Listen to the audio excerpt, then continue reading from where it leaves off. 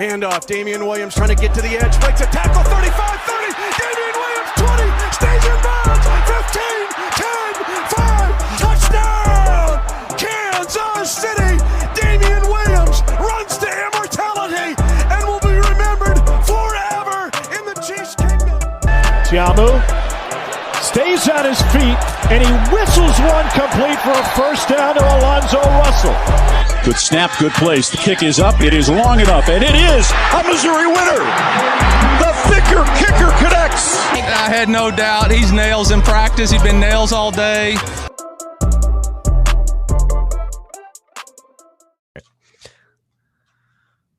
Welcome back to the ShowMeFootball.com podcast.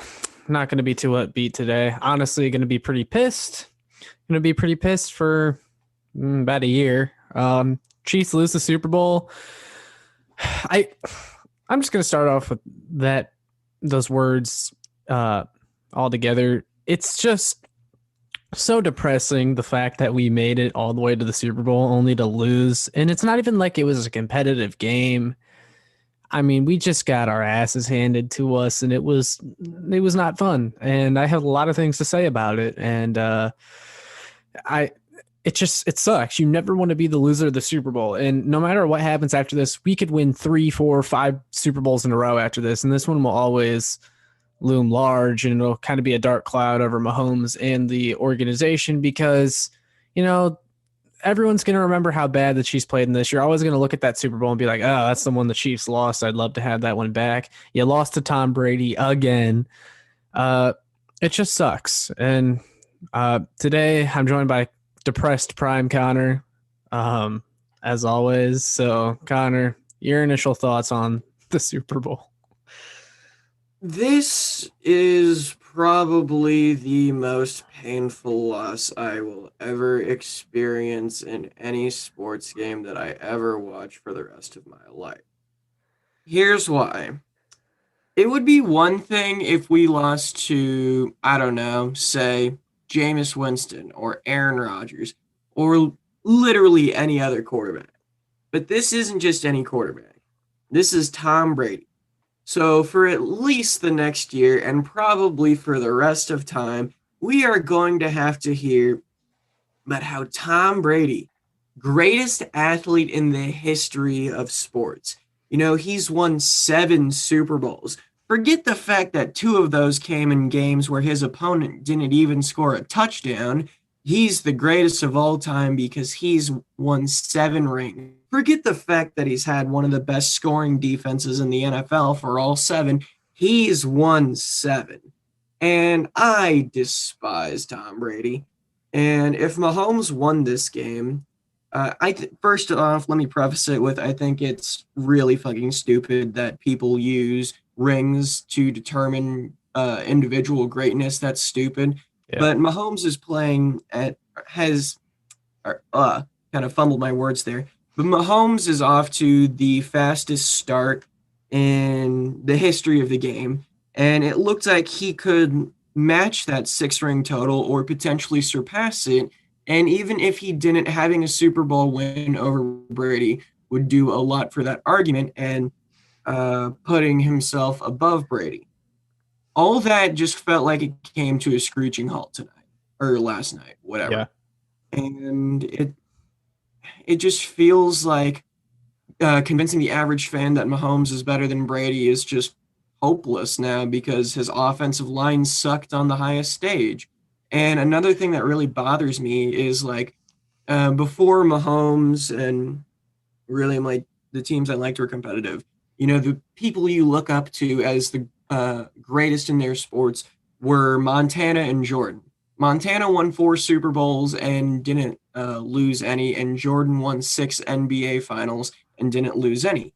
Neither of them have or had the most rings, but they were undefeated on the highest level. They don't choke on the highest level.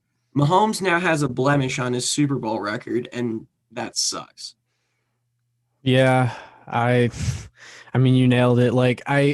It sucks because now I don't think now, unless we get Bucs Chiefs again next year, which I really don't want to see, you're going to have this argument now that Mahomes is 2-0 versus Mahomes in the playoffs. Kind of like the way that we clowned on Lamar Jackson, the Ravens, like Mahomes is 3-0 versus the Ravens. Like we could always hang that over them.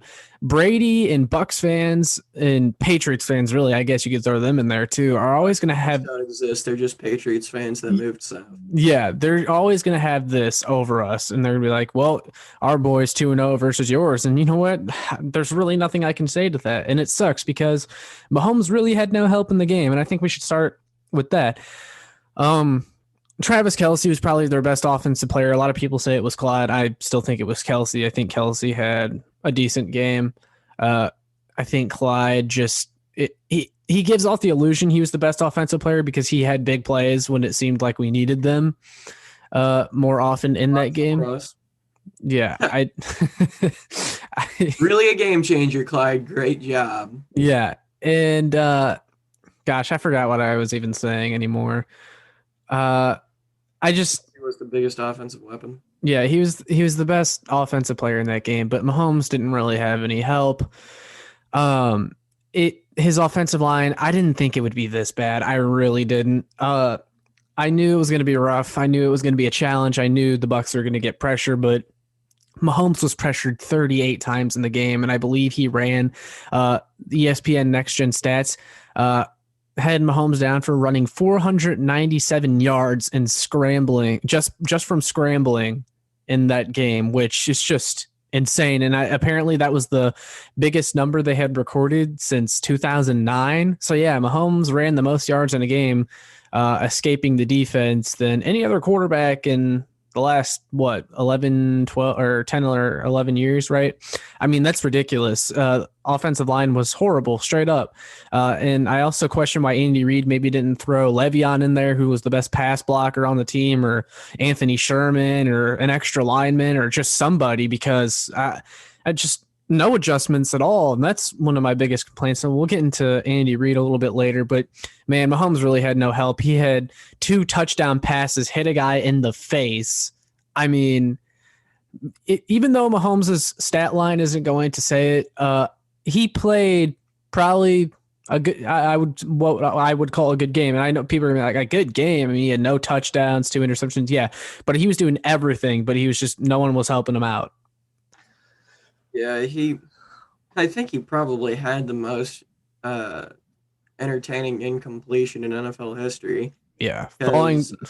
When he was like parallel to the ground and still fired it to make it a catchable ball that Darrell just dropped. But honestly, I'm happy here that Darrell dropped it because, great job, Tom. You beat a team that didn't score a touchdown. You sure are great, buddy. But, it was just an embarrassment all around. And a narrative is going to be birthed from this, saying that Patrick Mahomes is a Super Bowl choker, given the fact that his performance last year wasn't great, but we still won the game. And this year, his stat line is just horrendous. So, yeah, get ready to hear about how Patrick Mahomes is a Super Bowl choker. Yeah, I was actually going to bring some of that up. I feel like it does need to be mentioned, the fact that really, and Mahomes wasn't helped at all this game, but I still think we kind of need to bring up the fact that Mahomes has been basically awful for 7 of all 8 Super Bowl quarters he's played. Yeah, just that fourth quarter in the Niners one, he really balled out. But yeah, which, hey, if you're playing good when you need to win the game, then I don't have a problem, and I will say that you had a good performance. So I don't want to say Mahomes necessarily had a bad game against the Niners. He had a couple mistakes, but he still moved the ball in that game way better than the Chiefs moved the ball in this game. That's for sure. This game, I honestly pin more on Reid than anybody. Reid's play calling was awful, and one of the things that really stood out to me was probably the dumbest timeout I've ever seen in any football game I've ever watched. Yeah, just rant about that. Go ahead. So, at the end of the NFC Championship game, everyone's probably seen it. Brady had like 6 seconds left, and they like screwed around with like field goals and like put the field goal unit on the field and took them off a few times. Just screwed around with that. And then he found Scotty Miller like 50 yards deep in the end zone because Kevin King is a dumbass who tried to press him, I think, and let him get behind him. Yeah. Which is when there's 6 seconds on the board, the only thing you should be doing is preventing the receiver from getting behind you. If Kevin King didn't let Scotty Miller get behind him, we are not in this position right now. But also Mike Pettin should have sent whoever the safety is for the Packers. I think it's like Darnell Savage. Yeah. Should have sent him back to help Kevin King because Kevin King is a dumbass who can't cover Scotty Miller. But Andy almost did the exact same thing with 42 seconds left in the first half. I think we stopped Brady like on first down. It was like second down or something. I don't have the game in front of me. I'm not going to ever watch that shit again. But he called a timeout and gave Brady extra time. Why would you give Brady extra time when Brady has scored touchdowns in the final 60 seconds of the past 2 playoff games? More points on the board. Don't let them. I'm kind of going all over the place right now. All right. Why would you ever want to give your opponent another shot to put more points on the board when you're already in a massive hole? I think it was like it's like a 13-point game or something, or 15. It was a 15-point game at that point. I might be wrong, but frankly, I don't care. At that point, you get the ball at half too. I'd understand trying to get the ball back with 42 seconds left. Yeah. It's kind of dumb, but you have Patrick Mahomes. Granted, the offense sucked today, but I could understand the rationale if you didn't get the ball at half, but you're getting the ball at half. Your one idea at that point should be make sure they don't score before half so we can get the ball back and make this a game. And instead, they let the Bucs drive downfield. There was a horrible, I don't know if it was a holding or pass interference. It's the same difference when you're at that point on the field. Yeah. I think it was a pass interference. Yeah, I think that's when they had the Breland one where he like fell down and tripped Mike Evans. I think that was when it happened. Yeah, there was that one, and then there was one that put the ball on the 1-yard line, letting Antonio score. Yeah. And the latter one was complete bullshit. I understand why they called the first one, but the first one was 100% on Breland. Him committing pass interference was the right call there on both the ref's part and Breland's part, because if he didn't do that, Evans scores a touchdown, so I understand why he did that. But he shouldn't have been in that situation. Brady should not have had the time to have that play, but Reed tried to get the ball back, and it was just the most asinine Super Bowl play call I have ever seen. And I've seen teams start the game off with an onside kick. It's just so stupid. Why would you ever do that in the biggest game that there is? Especially against a guy like Tom Brady, who Tom Brady is going to get bailed out by both the refs and just blind luck, I guess, because Tom Brady did not have a good game today. He didn't. He looked painfully average. Or I guess it was yesterday. Whatever. I don't care. Tom Brady, despite the fact that his stats are so much better than Patrick Mahomes easily was the better quarterback today. But you're not going to see that because Tom Brady had a great offensive line and didn't get screwed over time and time and time again. Let me say this. I don't blame the refs at all for this game. I don't.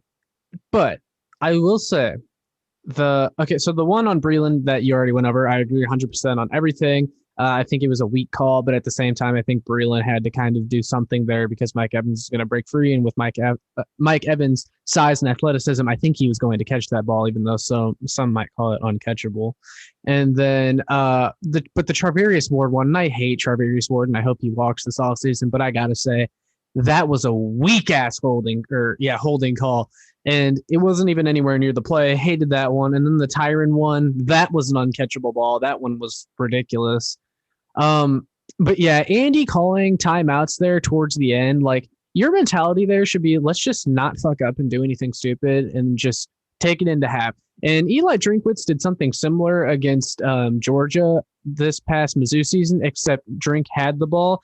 But, he talked about the way the Florida game went, and they tried going for points before half and then ended up giving Florida even more points by screwing up. You should have the same mentality even when you're on the defensive side. Yes, it would be nice to get the ball back and get some points, but let's not do anything stupid and dig ourselves in a deeper hole. Andy did exactly that. And honestly, I was calling for, since Drinkwitz was at the Super Bowl, I was calling for Andy to give up his headset to Drink at halftime because of that play calling. But you give Brady time to think about his decisions and the Bucs to think about their plays and stuff. Give him all the time in the world instead of just letting the clock run out. And honestly, there was 40 seconds left in the half when the Bucs got the ball back. Even if the Chiefs were to use those timeouts effectively and get the ball back, what really were you going to do in 20 seconds? It was stupid. And I read this game, a lot of it goes on him. And he said after the game that they were totally surprised by the Bucs game plan, playing 2 high safeties and had no answers for it. Like, did he think they were just going to give the same exact looks that they gave week 12? Like, come on, Andy, this ain't your first Super Bowl. Dare I say that the only reason Andy Reid won the Super Bowl last year is because he faced the only person who chokes harder in the Super Bowl than him? No, it's not ridiculous to say at all. Like, Shanahan out-readed Andy Reid. Yeah. So Andy Reid, he needs to do better. But fire him and hire Bieniemy. I'm not even joking when I say that. I know it's like, he just won the Super Bowl last year. I don't care. We lost this Super Bowl because of him. Eric Bieniemy is going to be a great coach. Make him our coach. Send Andy packing. If people think Eric Bieniemy is such a great coach that they all say he is, from this past coaching search or whatever, why don't we just make him our head coach and see how people feel then? But anyways, one thing I wanted to talk about was the Sunshine Pumper fans taking the L. And you know what? I don't want to be the person that sits here and says, I told you so, when our team loses. But if you want to talk about one positive from this game, it's that the Sunshine Pumper fans finally realized that this team is not invincible. Mahomes is not invincible. At halftime, I had so many people on my Twitter timeline saying, not worried. We have Mahomes. We came back from 24-0. Newsflash, this isn't the Houston Texans and Bill O'Brien. You're not coming back from 24-0. You're just not. And everyone was like, oh, just wait for Mahomes to turn it on. It's going to happen. The Chiefs can flip that switch. And we gave them a pass. No one else did. Yeah, we gave them a pass all the time for starting out slow as long as they would win. But I always said they were playing with fire, and it finally came back to bite them. There was no switch flipping. There was no run of touchdowns from the Chiefs, just nothing. I mean, I don't know how you could even when we play rough, sometimes I usually, give them the benefit of the doubt. Like eventually something's going to happen. But after watching that first half, I was like, I just don't see how they come back playing the way they are. I mean, just they weren't doing anything right. And Mahomes was not getting any time to throw the ball. And the 2018 defense came back. It was disaster everywhere. It's funny to me how the Sunshine Pumpers, as you're talking, they're like, oh, even into the fourth quarter, they're like, not worried. We have Patrick Mahomes, when there was literally nothing going on at that point in the game that would ever lead you to believe we even had a shot at it. Yeah. But literally nothing was going our way. So I don't know why you would ever be dumb enough to say that we were going to win the game at that point. Like, even if we came back and won it, there was no reason at that point to say that it was going to happen. But all of them have been saying, it's okay, guys. They're going to use this as fire. They'll be back next year. It's fine, guys. It's not a big deal. They'll be back next year. No, it's not. First of all, this was a game against Tom Brady, right? I despise Tom Brady.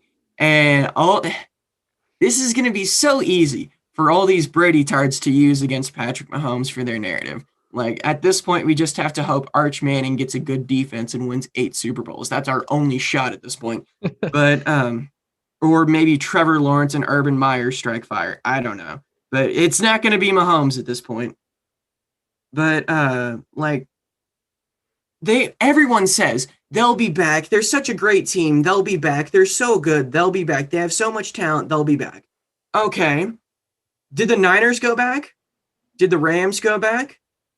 Did the Patriots went back? You know why? Because the Patriots had Bill Belichick and a fantastic defense. Bill Belichick knows how to take a loss and come back. Let's see. Broncos. The Broncos went back. You know why? They fired their coach because they knew he was the reason that they weren't going to get over the hump. Let's see. Did the Panthers go back? No. Did the Falcons go back? No. Did the Seahawks go back? No, they didn't. All these teams that are so good and so dominant, they always say they'll be back.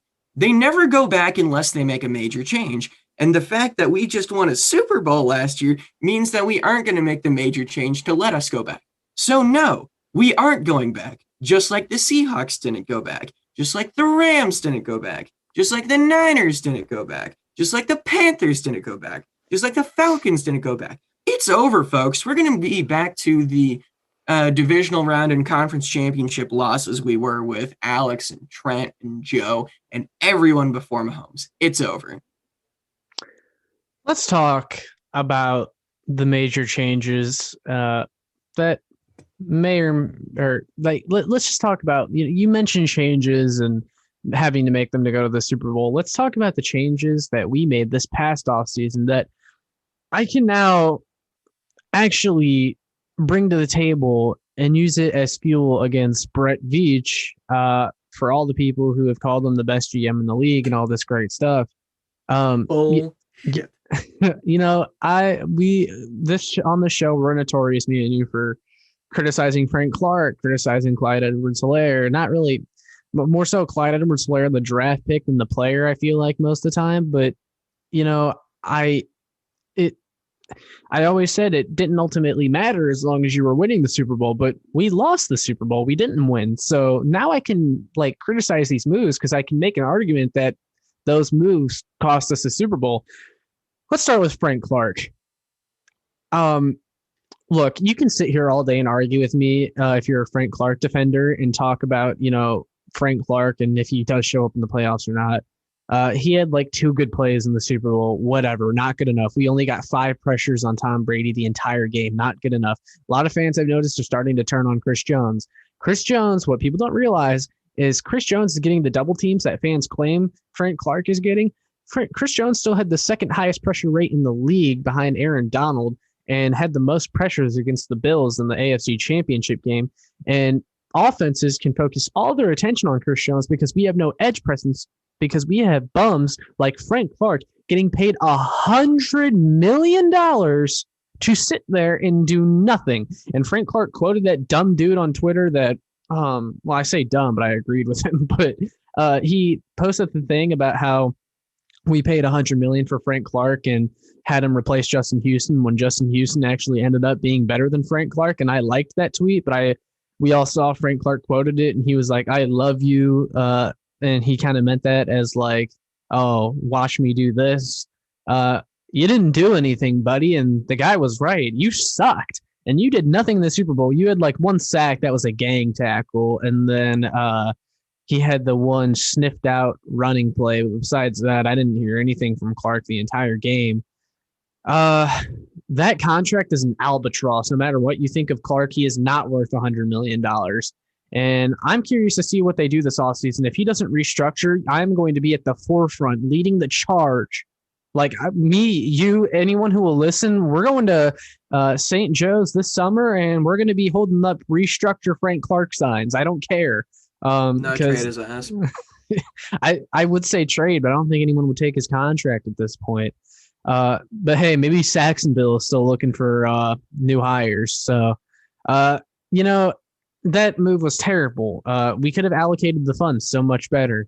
Swap him for JJ Watt. And then you have Clyde Edwards-Helaire. Yeah, I would definitely do that. And then Clyde Edwards-Helaire, who we drafted in the first round, minimal impact overall this season, and you spent a first round pick on him. Look at the offensive line last night. Like, we can talk about who the Chiefs may have drafted with that first overall pick instead of Clyde and whether it would have been a reach or not to draft an offensive lineman there, but they reached for Clyde. So why not reach for an offensive lineman while you're there? Someone we actually need. I know they drafted Lucas Niang, and people always talk about that, and he opted out. Well, I mean, let's be honest. This team needed a lot more than just a rookie tackle. That move was stupid, and it showed up last night. There's got to be some major changes this offseason, and I'm sick of playoff Sammy. Done with him. He did nothing in the game. He did nothing all postseason. Wasn't even there for postseason games. It's one thing when you're missing regular season games and showing up for the postseason. Now he's not even there for the postseason games. I'm done with him. I'd rather sign Marvin Jones this offseason or draft Kadarius Toney. I don't care. This team needs a pretty big overhaul, if you ask me. God. And that's what I'm saying. Like, unless we get aggressive and make big changes, this core of guys is never going to the Super Bowl again. Maybe at towards the end of his 10-year deal, Mahomes can go back, but this core, unless something major happens, they're not sniffing the Super Bowl again, dude. And the fact that Todd Bowles was able to just completely shut down our offense to a level that we haven't ever seen Mahomes-led offense struggle is really concerning. And, Patrick himself said it. He expects every team they play next year to run a Todd Bowles defense.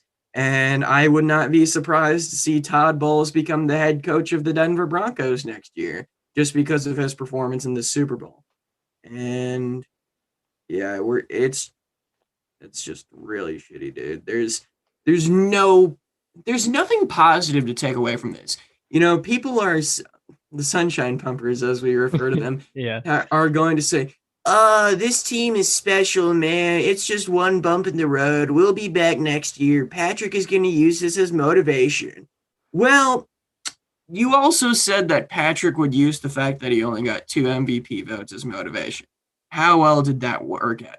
And no, that's not me saying Patrick sucked. That's proof that you can't do it by yourself, something Brady tards need to learn. Super Bowls are not won by just the quarterback. Shaq Barrett and Jason Pierre-Paul harassed Patrick literally all day. We say pass rushers get after quarterbacks, but we don't mean that literally. We mean that they've been around the quarterback for most of the game. Mahomes was literally being chased all day, where he actually had time. It sucks because you really unloaded a lot there. One thing I will say though is it's amazing that we made it to the Super Bowl despite the fact we kind of sucked on both sides of the line of scrimmage all year long, and the game is won in the trenches at the line of scrimmage. So we definitely need a massive offensive line overhaul. And then the defensive line position group, we have spent the most money that any team has on one position group in NFL history. They ranked 21st in the league in sacks, and they also ranked in the 20s in run defense. That's pathetic for what we pay. Yeah, Frank Clark needs to go. He's the reason that it's so bad. But, there's just so many issues I've had with the team, and they came to the forefront today. Yeah. You know what really sucks too is the fact that we had multiple players put together historic seasons on the team, like Kelsey, Kelsey, Mahomes, Hill had a great year, and we just kind of came out with nothing. I mean, I would have rather Mahomes had won the MVP if this is how I knew the Super Bowl was going to go, but he doesn't get Super Bowl MVP, or MVP, so you kind of come up with nothing despite a good year. Kelsey doesn't even win Offensive Player of the Year, which I think was complete bullshit considering Derrick Henry running for 2,000 yards has been done several times before, and what Kelsey did at his position had never been done before, but hey, whatever. But it sucks because, we got nothing. We got nothing to show for this entire year.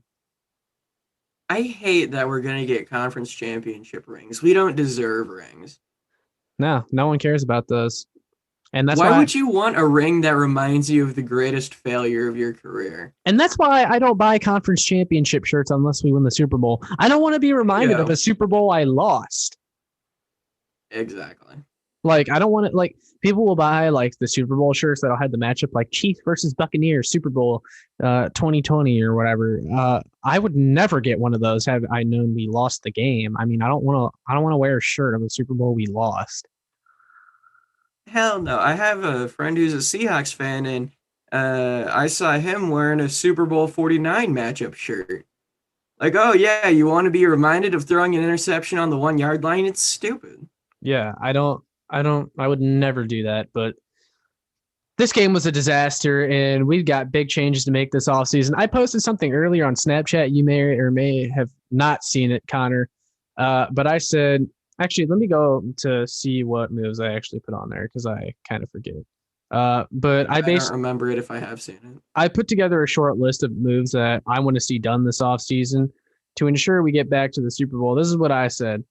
I said, restructure and or trade Frank Clark's bum ass. Cut Schwartz, cut Fisher, cut Okafor, cut Neiman. Let Charvarius Ward and Sammy Watkins walk in free agency. Sign Marvin Jones in free agency, acquire Jason Kelsey, and bring back Mike Remmers, Damian Wilson, and Kelechi Osemele. And draft wide receiver if you don't get Jones, Kadarius Toney in parentheses, draft interior O-line and another tackle, as well as quarterback and linebacker. How does that sound? I can get down for that. Yeah. You said corner, right? Yeah, corner in the draft. I'm gonna be real. Like, I'd be down with addressing one late, but I actually like a corner group of Breeland, Sneed, and Fenton a lot. Mm-hmm. So, yeah, no, definitely. I just want a rotational fourth corner is all I want. You know, as long as Charvarius Ward is out of the rotation, that's all I could ask for.